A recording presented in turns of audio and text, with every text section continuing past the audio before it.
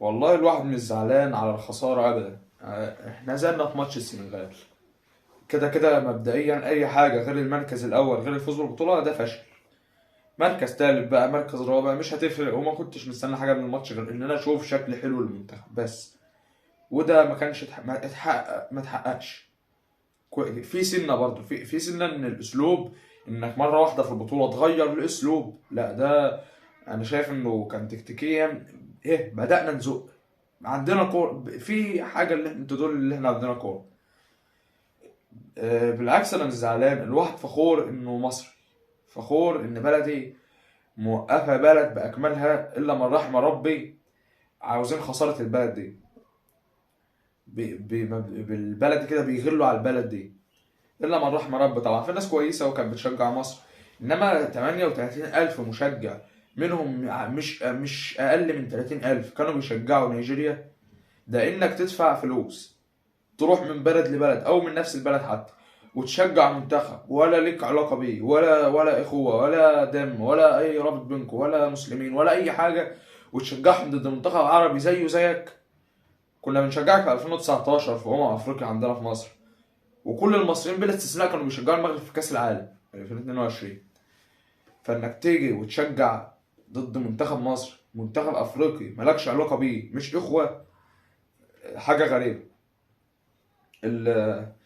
فوز الاقجع في 2023 لما الوداد تقريبا الوداد والاهلي في نهائي 2023 دوري ابطال افريقيا، طلع وقال لك المغرب ستنهي هيمنه مصر على الكره الافريقيه او البطولات القاريه يعني. هدفهم، انت متخيل المغرب ديت ما عندهاش غير بطولة واحدة كأس أفريقية. احنا عندنا سبعة اللي هم أصلا لحد أجل بعيد ده هنكون احنا خلاص مشينا من الدنيا ديت.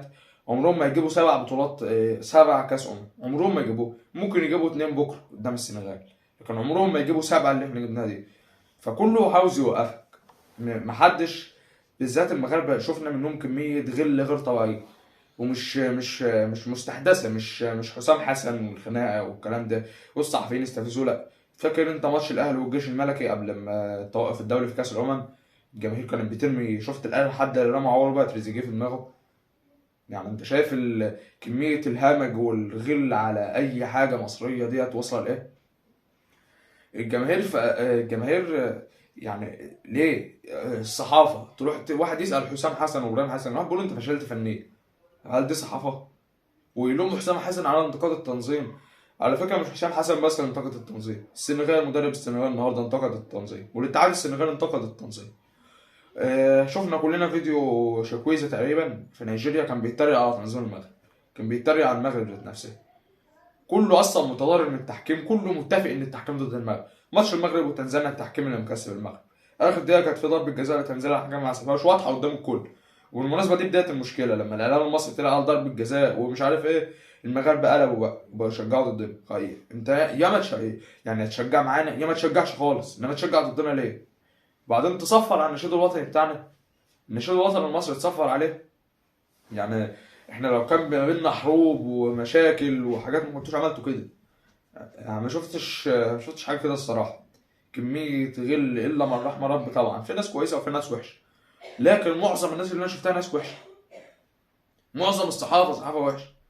ابراهيم حسن كان معاه حق لما كان بيقول له يا اخي ده انت اصفر. فعلا ايه الغل ده كله، ايه الحقد ده كله على المنتخب المصري؟ منتخب حقق سبع بطولات افريقيه، عمرك ما تقدر تجيبه، عمرك. مش عارف ايه الغل والحقد ده كله. بالمناسبه للبطوله اللي حققها سنه 76 يعني، من زمان. التحكيم كان مساندهم. آه، مش هنتكلم عن المغاربة تاني عشان مش عايز اكون ناشر الفتنة يعني، هنا مش بنشر الفتنة، انا هنا بقول بسرد لك الحقائق والواقع. بقول لك ليه، بس سبب حد محترم يقول لي ليه بتعملوا كده بس. نروح للماتش بقى النهارده. حسام حسن بدأ بالتشكيلة، غير الأسلوب تماما، غيره تماما. عايز يقول لنا اللي هو عنده كورة تقريبا. هو كان محطوط بين أمرين، يا يدافع ويخسر والناس تنتقده، يا يهاجم ويخسر والناس تقول له ليه مش من الأول كده. قدموا ماتش مقبول. اللعيبة، في لعيبة ما أدتش اللي عليها وفي لعيبة أدت اللي عليها. تريزيجيه النهارده مش عارف ليه اصرار على تريزيجيه. تريزيجيه كان زيرو، ما عملش اي حاجه خالص في الملعب ولا اي حاجه. كل كره ياخدها ميس باص، شاط واحده غريبه قوي من نص، من بعد نص الملعب كده بشويه ارتو، مش عارف كان عايز يعمل ايه تريزيجيه. لاعب من اول بطوله لحد دلوقتي وكلنا بنقول ما ينفعش تريزيجيه، خلاص ما عادش عنده اللي يديله المنتخب، خلاص كسر ال 30. في لعيبه كده بتكسر ال 30 بتنتهي. محمد صلاح انتهى، ما عادش عنده ما يقدمه للمنتخب. الراجل خايف، والله خايف يخش التحام، والله في كور كتير بيكون اي لاعب مكانه يخش يلتحم، لا صلاح بيخاف. قرارات غريبه من حسام حسن انه بدا بتريزيجيه وقعد مرموش وطلع زيزو احسن لاعب في الملعب. تطلع زيزو احسن لاعب، هو اللي كان محرك الماتش، هو وامام عاشور كانوا احسن اثنين في الماتش. يوم جاي مطلع زيزو، حتى زيزو انت كنت هتحتاجه في ضربات الجزاء.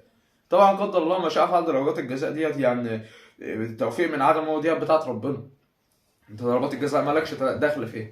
وصلنا المباراه، بالنسبه للمباراه انتهت تعادل. لعبنا ماتش حلو، هم راحوا بهجمات واحنا رحنا بهجمات.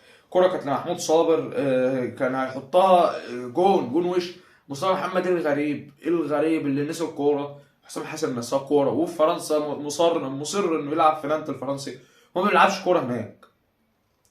فهو مصطفى محمد عندك مهاجم نسي الكورة، اللي هو احسن مهاجم في مصر يعتبر يعني، نسي الكورة خالص. محمد صلاح كل كرة ياخدها انا محمد صلاح لازم يعدي، لازم يعدي. قراراته ما فيهاش اي قرار صح. لعيب من اول بطوله انا بقول عليه مش ممتع للعين. ما اعرفش مسجل 4 اهداف يا عم على عينه وعلى راسه، وهو مش ممتع للعين. لنا عينين بنشوف بيه. صلاح ما بيعرفش، خلاص صلاح ما عادش عنده ما يقدمه للمنتخب. منتخب صلاح وتريزيجيه ده انتهى خلاص. في جيل جديد طالع، لازم نبني على جيل جديد، ولانه ما فيش مستقبل غير مبشر خالص. لكن صلاح ما كانش صلاح ما عادش صلاح. خلاص صلاح ده كان زمان، انما دلوقتي صلاح في لعيبه تكسر ال 30 خلاص انتهى. صلاح بالنسبه لي انتهى. برضه تحسه كل كوره عايز هو اللي يشوطها. كوره فاول على عدله مرموش هو اللي بيلعبها، هو اللي بيلعبها في السيتي هو اللي بيلعبها والله العظيم يعني. كنت بقلب بشوف الناس كاتبه ايه، لقيتهم جايبين صوره عمر مرموش وبيشوط فاول وواقف جنبه دي بروين بيتفرج عليه. احنا هنا صلاح بيشوط الكوره مش عدلته، وما بيعرفش يشوطها، ما بيشوطهاش في ليفربول. هو اللي يشوطها يعني. تخيل معايا واحد مش بتاع فاولات، ما بيشوطش فاولات في ناديه، واحد هو المنفذ الاول للفاولات في ناديه وعلى عدلته، ودي مش على عدله اللي ما بيشوطش. اللي ما بيشوطش هو اللي يشوطها. ليه يا جماعه؟ هو ماسك علينا حاجه مثلا؟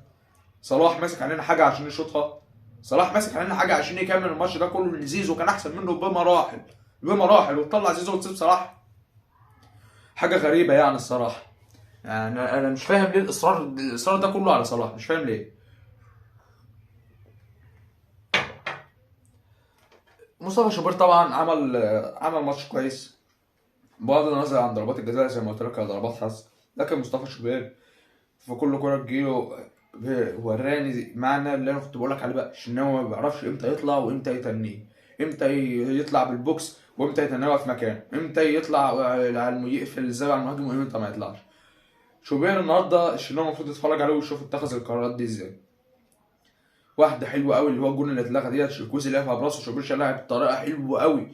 اللي كانت فاول المهاجم صح حمدي فتحي، بس ما يسالش عليها حتى لو كانت جون، لان الكره المهاجم بتاع نيجيريا لعبها بدماغه، خبطت في دماغ لاعب تاني من نيجيريا، غيرت اتجاهها جت جون، فهو لا يسال عن هذا الجون. برضه الجون اللي اتحسب اوفسايد تقريبا، طلع بطريقه حلوه قوي قوي قوي، صدها بطريقه حلوه قوي، لكنها اتردت بخطا من الدفاع ما شتتهاش بعدها وجت جون، بس كانت تسلل في الاخر يعني. مصطفى شوبير ادى اللي عليه، وانا كنت اشوف انه يبدا من اول في البطوله، وكل الناس بعد الماتش اكيد قالت مصطفى كان يستحق يبدا من اول البطوله. ليه؟ لان مصطفى كل ما ينزل يثبت لك انه حارس مصر الاول، هو اللي هيقف في كاس العالم على فكره، يا اما غير كده يبقى في حاجه غلط. محمد الشناوي خلاص المفروض دي تبقى اخر بطوله له، او في كاس العالم يقف بديل عادي مفيش مشكله. اول 15 دقيقه كانت الكره سجال بين المنتخبين، مفيش هجمات هنا ولا هجمات هناك. بعد الدقيقه 15 منتخبنا بدا يمسك كوره ويروح بقى، بدا زيزو، الخطوره كانت من عند زيزو الدينامو. كان الدينامو النهارده هو امام عاشور، عرضيات بقى وحاجات، والمصطفى محمد اللي لو حالته وفورمته لا كان على الاقل جاب عرضيه من العرضيات دي، لكن مصطفى محمد لم يكن في الفورم. ده 26 هنلعبها حلو قوي لصلاح. صلاح ضيعها طبعا، شالهم صلاح، الكوره كانت صعبه، كان المفروض ما يشوطهاش اصلا، بس هو شاطها وضيعها. ده 35 اول جول نيجيريا، واللي قلت لك اتلغى بسبب الفاول. لعبها كوع في حمدي فتحي، كانت فاول واضحه وانذار طبعا. برافو الحكم، وبرافو الحكم انه مغربي وما استجابش للضغوطات الجماهير. كل ما يصفروا عن النشيد الوطني ويصفروا على اللعيبه الجماهير المغربيه، الحكم من وجهه نظري عمل ماتش كويس. الكرة اللي صلاح شاطها من الفاول ديت وجت في ايده او ما جاتش في ايده، المخرج ما عادهاش والفار ما جابوش وهو ما شافهاش. لو فيها ضربة جزاء فالفار هو اللي يسأل عنها. ده 42 انفراد من نيجيريا، بس الكرة كانت تسلل وبيضربوا الدفاعات بطريقة رهيبة. حمدي فتحي ورامي ربيعة ميكس غريب. حمدي فتحي اصلا مش مدافع، كان قلب دفاع ثالث يعني. هو حمدي فتحي يتسند مع قلبين دفاع يبقى الثالث بتاعهم، انما يبقى قلبين دفاع فيها حمدي فتحي ورامي ربيعة، لا ما ينفعش. ده 36 برضه نيجيريا جاب جون وتسلل، شوبير اتصرف حلو واتردد وجابوها جون، بس الحكم حسبها تسلل واضح طبعا. ده 49 نيجيريا تواصل الهجوم طبعا.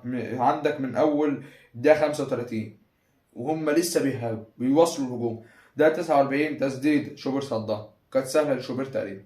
ده بعدها دقيقه بالظبط ده تسديده لنيجيريا شوبير صدها. ده 52 نيجيريا بتضغط عايزين يسجلوا واحنا واقفين لا حول ولا قوه.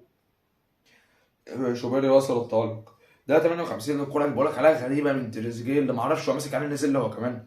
يعني بذمتك تريزيجيه ولا مرموش؟ طبعا مرموش، انت بتلعب تريزيجيه ليه؟ ضيع بيشوطها بطريقة غريبة، قراراته كلها غريبة في أرض الملعب. إلا إذا كان هو مصاب أصلا، يعني المفروض كان هو اللي ينزل بديل يا جدعان. مش فاهم. ده 59 إمام عاشور جات له واحدة شاطها ضيعها. فوق زي ما بقول لك كده الماتش كان رايح جاي، احنا نروح بهجمات وهم يروحوا بهجمات، وبان اللي احنا عندنا كوره من الماتش. ظهر اللي احنا عندنا كوره، كنا نقدر نشتغل على اسلوب واضح من اول البطوله. انت غيرت الاسلوب، انت بدات باسلوب 5 قلوب دفاع من الشوط الثاني في ماتش جنوب افريقيا. واضح انك داخل البطوله مش عارف انت تلعب ازاي، مش دارس كل فريق. ولما انا طبقت الاسلوب ده طبقته على كل الفرق اساسا اللي ما فيش مدربين بتدرسك يعني وتغير خطتها. ده 60 تريزيجيه طلع وزيزو ونزل محمود صابر ومرموش اللي ما اداش النهارده بالمناسبه يعني. مرموش لم يقدم شيئا يذكر. ده 72 محمود صابر كان هيسجل جون يا جماعه. محمود صابر لعيب عنده اللي يقدمه. محمود صابر احسن من صلاح، والله احسن من صلاح واحسن من تريزيجيه. جات له كرة حلوه قوي وكان جون وش مصطفى محمد الغريب في موقف تسلل وهو اصلا ظهره للجون، شاطها وضيعها واتحسب التسلل. قرارات غريبة بتخسرنا مباريات، يعني كنا على الأقل ناخد برونزية حتى في البطولة. لكن زي ما بقول لك كده ملهاش لازمة ما دام انت مش مركز أول خلاص. ده 87 صلاح طمع في فاول. مرموش كان المفروض يشوطها، كنا ممكن نشوف حاجة تانية حتى لو كان ضيعها، بس هو المنفذ الأول ليها ودي عدته. صلاح يشوطها ليه؟ ما اعرفش.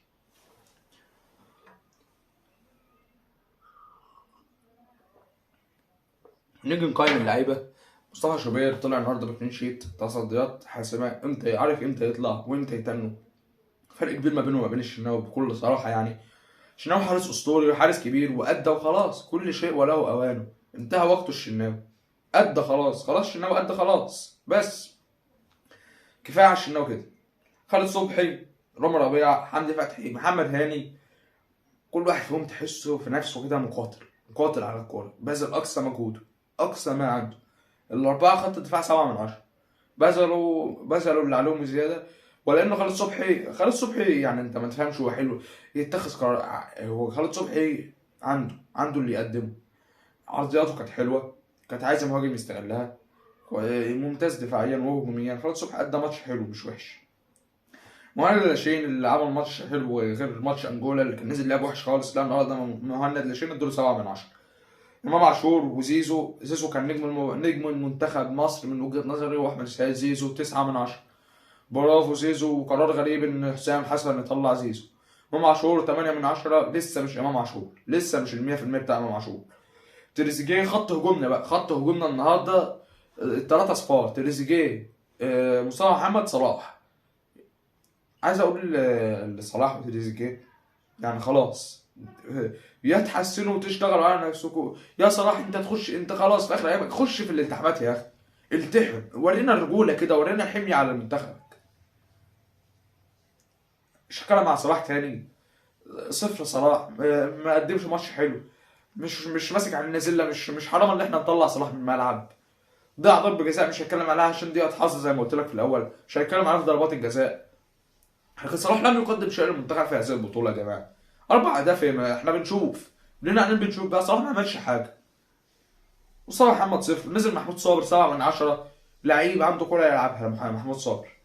عمر مرموش ما كانش اللي هو، كان نشيط، لكن عمر مرموش كان لازم ياخد من اول ماتش، اديله 4/10 النهارده. رامي عادل مش مقيمه طبعا، ما لحقش يلعب.